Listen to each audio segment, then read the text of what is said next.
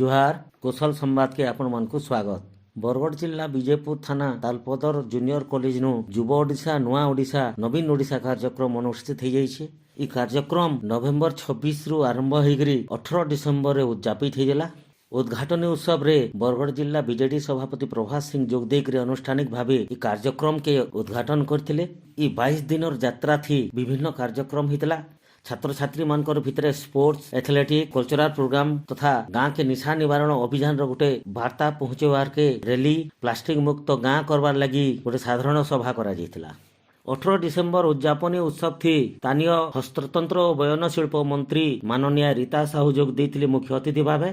ये उद्यापनी सभा panchayat junior college Talpadar principal Panchanan Mishra अध्यक्षता करथिले। सम्मानित अतिथि भावे Vijaypur block chairman Motiram Sahu, Barpali block chairman Reena Thait और तालपदर सरपंच जामिनी प्रधान मंचासीन थिले। ई अवसर रे कॉलेज रे नवा भावे निर्मित करा जायथिबार पार्क और नाट्य मंडप के माननीय मंत्री करकमल रे उद्घाटन करा जायथिला। निजर वक्तव्य रे माननीय रीता साहू ई कॉलेज पार्क रो उन्नतीकरण लगी आहरी 3 लाख अनुदान देवार लगी घोषणा करथिले।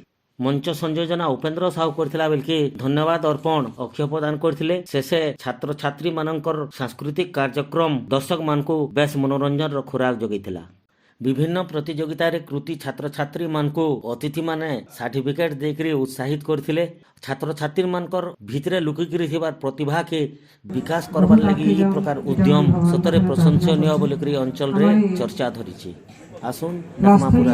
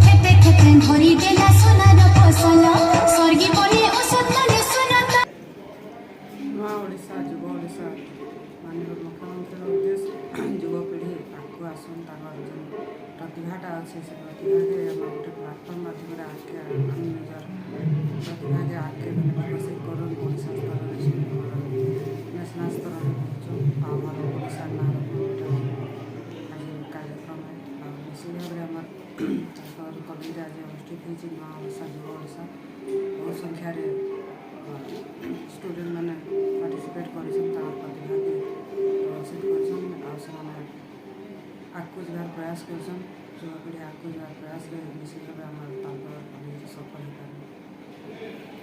और Panchanan Mishra principal panchayat higher secondary school Talpada आज आम माने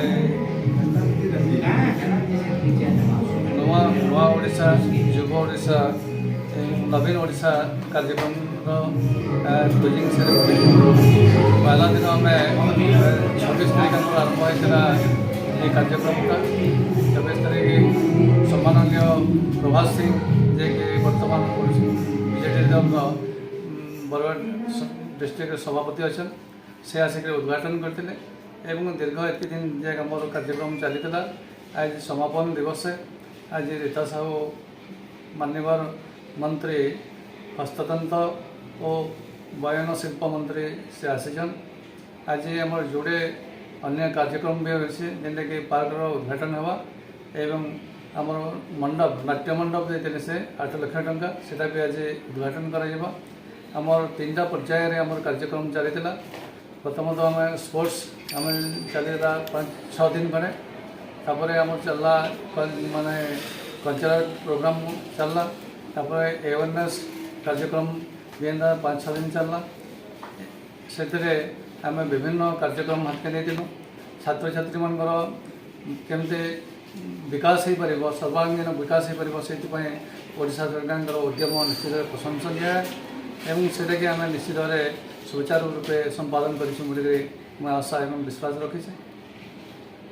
मोतीराम पंचायत विजयपुर आज आम तालपद उच्च माध्यमिक विद्यालय आम ओडिशा नुआ ओडिशा युवा ओडिशा नवीन ओडिशा कार्यक्रम उद्यापन उत्सव एवं नाट्य महोत्सव उद्घाटन और आम नूतन पार्क विद्यालय नूतन पार्क उद्घाटन आज कार्यक्रम रही है। आम मैंने समस्ते जानी माननीय मुख्यमंत्री नवीन पट्टनायक खेल एवं खेलाड़ी प्रति एवं युव प्रतिभा मानकर टैलेंट अच्छे से टैलेंटा केमता गोटे प्लाटफर्मटे पाई से मैंने आगामी भविष्य अंचल एवं राज्यर सुनाम रखबे से से महाप्रयास चली से आम निश्चित हिसाब से माननीय मुख्यमंत्री को साधुवाद जनाऊँ। अशेष धन्यवाद।